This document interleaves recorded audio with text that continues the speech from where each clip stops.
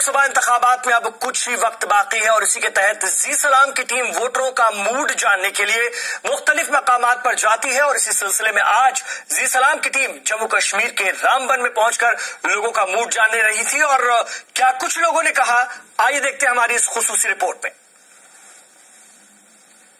इस साल होने वाले लोकसभा व मुमकिन रियासत के विधानसभा चुनाव में अब कुछ ही महीने बचे हैं, लेकिन उससे पहले राजनीतिक सरगर्मियां तेज हो गई हैं।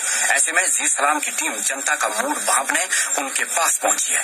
इस सिलसिले में आज हम आपको लेकर आए हैं जिला डोडा के कास्तीगढ़ में, जो रामबन विधानसभा और उधमपुर डोडा लोकसभा क्षेत्र में पड़ता है। तो चलिए देखते हैं कि चुनाव से ठीक पहले क्या कहता है यहाँ का वोटर। जी, क्या नाम है आपका? मुश्ताक अहमद। तो क्या उम्मीदें थी आपकी और आपके जो विधायक थे वो आपकी उम्मीदों पर उतरे? नहीं, कुछ नहीं है। उसके बाद वो वापस आए ही नहीं है। हमें तो रामबन वाला जो एमएलए हमारा वो तो आज तक हमें देखा नहीं 5 साल में। और हमारे एमपी जो है जितेंद्र सिंह राणा हमारे बागवा में आए थे, उन्होंने कहा कि हम मालवा में हमारा प्रोजेक्ट जो है कई सालों से हमारा वो कागज मतलब पड़ा हुआ है। और उन्होंने वहाँ कहा था कि हम फर्स्ट में जब मैं जीत कर आऊंगा और मैं वही उसको वो प्रोजेक्ट में शुरू करूंगा सबसे फर्स्ट में। और वो दिन और आज का दिन वो कभी उसके बाद हमारे डोडा में नजर नहीं आई है। इस वक्त नरेगा के ऊपर पूरा मतलब हमारा काम रोजगार चलता है, लेकिन हमारे ये जो भी पंचायत में है, जो ब्लॉक कास्तीगढ़ में कोई इन्होंने अभी ये मतलब काम अभी इन्होंने शुरू नहीं किया है। और जब भी जाते हैं टाल मटोल करते हैं। सर के जो यहाँ के विधायक हैं या एमपी हैं, तो क्या वो आपकी उम्मीदों पर खरे उतरे हैं? सर, मेरा नाम मोहम्मद रफीक मलिक है, मैं पंचायत कोदार से बात कर रहा हूँ।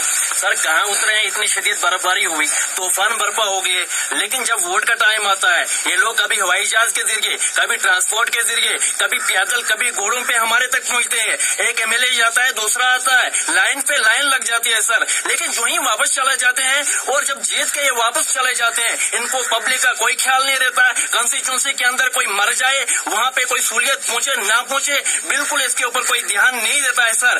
बहुत अफसोस की बात है और बहुत ही मैं ये कहता हूँ, ये कहना नहीं चाहिए था, लेकिन कहना भी पड़ रहा है कि इतनी अवाम परेशान हुई। क्या उस जो अभी सिटिंग मानते हैं कि अभी हुकूमत नहीं है, लेकिन सिटिंग एमएलए जो है तो वही तो है, उसको तो कम से कम एक बार अपनी कॉन्स्टिट्यूंसी के अंदर ये बात करनी चाहिए कि लोगों को क्या परेशानी हुई, क्या सहूलियत मिल रही है नहीं मिल रही है, क्या ट्रांसपोर्ट चल रहा है, जो हॉस्पिटल्स खोले गए हैं, जहाँ पे डिस्पेंसरीज है वो चल रही है इस मुश्किल दौर में चल रही है नहीं चल रही है, जहाँ लोगों के बच्चे घर के अंदर परेशान हो जाए, बीमार हो जाए, हमारी रोड कच्ची है सर, ये डिस्कनेक्ट हो जाती है, हम डोडा तक नहीं पहुंच पाते हैं। इन हालात में अगर हमारा कोई साथ ना दे तो क्या फायदा ऐसे एमएलए का, क्या फायदा ऐसे एमपी लोगों का। हमारे एमपी हमारे पास में बने थे, हमने सोचा था हमारे घर के लोग हैं, बहुत खूब तरक्की होगी हमारे यहाँ पे, अब हमारा सब कुछ अच्छा होगा, लेकिन कुछ नहीं हुआ। लेकिन मैं अभी भी सलाम करता हूँ आजाद साहब को, जो यहाँ पे उन्होंने कुछ साल पहले जो उन्होंने यहाँ पे डेवलपमेंट की थी और जिस ओर उन्होंने कदम उठाया था, लेकिन उस कदम को उठाने के बाद भी उन्होंने जो काम किए थे वो वहीं पे रह गए,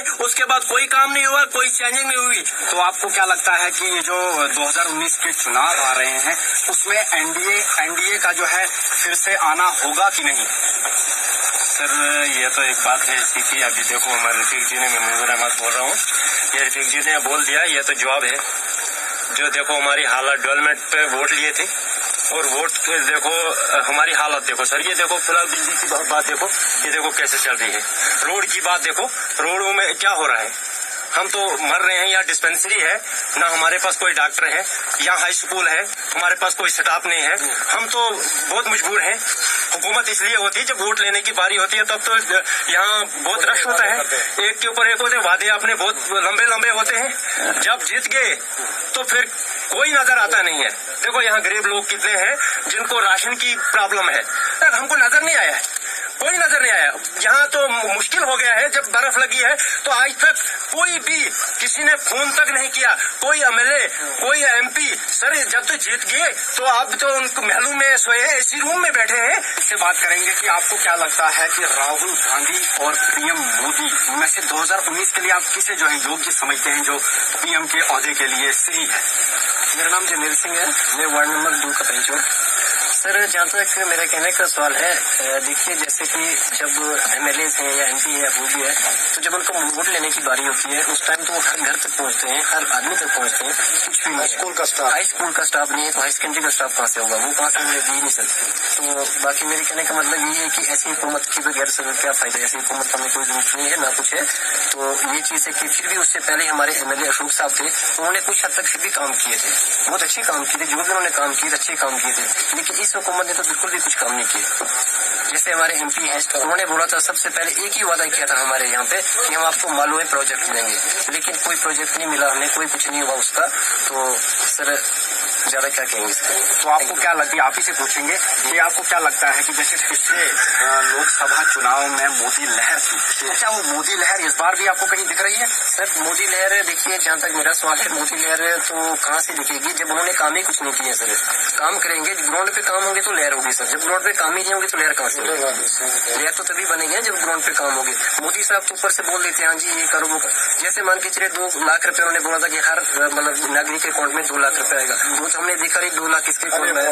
आप हर आदमी से पूछ सकते हैं कि यार किसी के अकाउंट में भी 2 लाख या लाख या 50,000 या कुछ भी अगर आया 2 रुपए आए हैं तो कोई भी किसी अकाउंट में कुछ नहीं आया। झूठे वादे कर रहे हैं, सब कुछ लोगों को बहका रहे हैं, ऐसे कर रहे हैं, बाकी कुछ नहीं है सर। पिता से बात करने के बाद, इनका मूड भापने के बाद यही लगता है कि जनता का मूड बहुत खराब है, कहीं विकास को लेकर तो कहीं सुविधाओं को लेकर इनका जो मूड है वो बहुत खराब है। और अब ये बदलाव की तैयारी में लग चुके हैं कि हमें बदलाव चाहिए, चाहे वो लोकसभा के इलेक्शन हो या विधानसभा के, दोनों में जनता का मूड अब बदलाव का है। राजा रहबर जमाल, ज़ी मीडिया, रामबन।